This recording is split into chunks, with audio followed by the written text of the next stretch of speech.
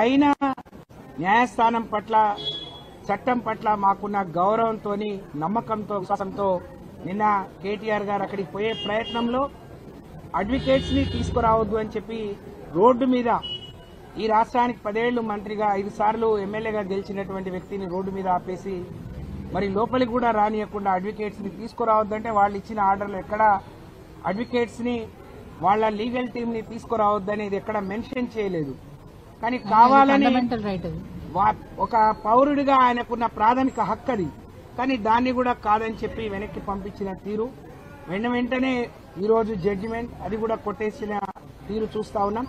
తప్పకుండా న్యాయస్థానం పట్ల మరి కోర్టుల పట్ల మాకు విశ్వాసం నమ్మకం ఉంది. తప్పకుండా కొట్లాడతాం. కానీ రాజకీయంగా బీఆర్ఎస్ పార్టీని ఎదుర్కోలేక కేసీఆర్ గారు సంవత్సరం కాలంగా ఎక్కడ చిన్న విమర్శ చేయకుండా మరి కేటీఆర్ గారు హరీష్ రావు గారు గాని పార్టీలో ఉండే నాయకులు మరి కాంగ్రెస్ పార్టీ ఇచ్చిన హామీల మీద పోరాటం చేస్తుంటే అవి ప్రజలకు అందే విధంగా మీరు ప్రజల్ని మోసం చేయొద్దు, ప్రజలకు అనేక ఎన్నికల ముందు అందరికీ అన్ని ఇస్తామని చెప్పి ఎన్నికల తర్వాత కొందరికే కొన్ని ఇస్తామని కోతలు పెడుతున్నారు.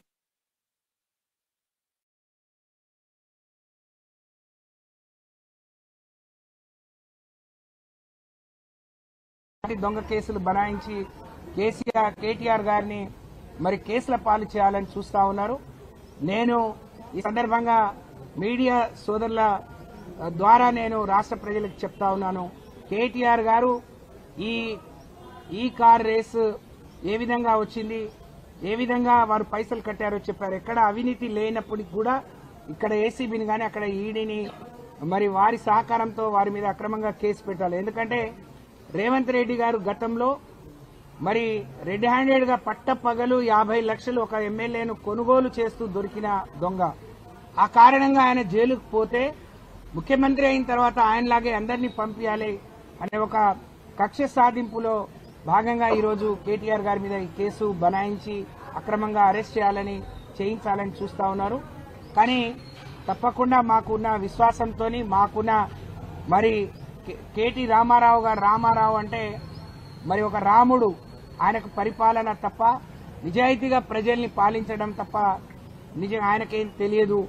మరి అలాంటి నాయకుడిని ఈరోజు కేసుల పాలు చేస్తే జరగబోయే పరిణామాలకు రాబోయే రోజుల్లో కాంగ్రెస్ పార్టీ రేవంత్ రెడ్డి గారు భారీ మూల్యం చెల్లించాల్సి వస్తుందని చెప్పి నేను ఈ సందర్భంగా తెలియజేస్తాను. ఇవాళ కూడా అసెంబ్లీ అవుతున్నప్పుడు కేసు బయటకు వస్తే ఆ రోజు మరి ఆ కేబినెట్ లో ఉన్న మంత్రి ఇందులో అవినీతి ఎక్కడ జరగలేదు, కాకపోతే కొన్ని ల్యాప్సెస్ ఉన్నాయి మరి అని చెప్పిన తర్వాత కూడా ఆయనను కావాలని ఎవరైతే ఒరిజినల్ గా కాంగ్రెస్ పార్టీలో మొదటి నుంచి కాంగ్రెస్ పార్టీని నమ్ముకొని ఉన్నారో వాళ్ళందరికీ తెలుసు ఇది అన్యాయంగా పెట్టిస్తున్న కేసు, అక్రమంగా పెట్టిస్తున్న కేసు.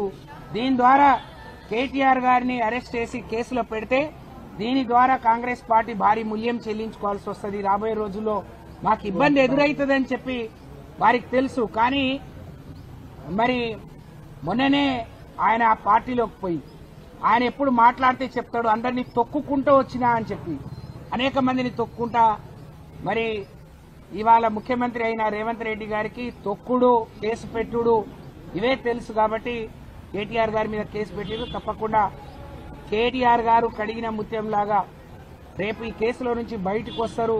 మాకు ఆ నమ్మకం, న్యాయస్థానం పట్ల కోర్టుల పట్ల మాకు ఆ విశ్వాసం ఉంది.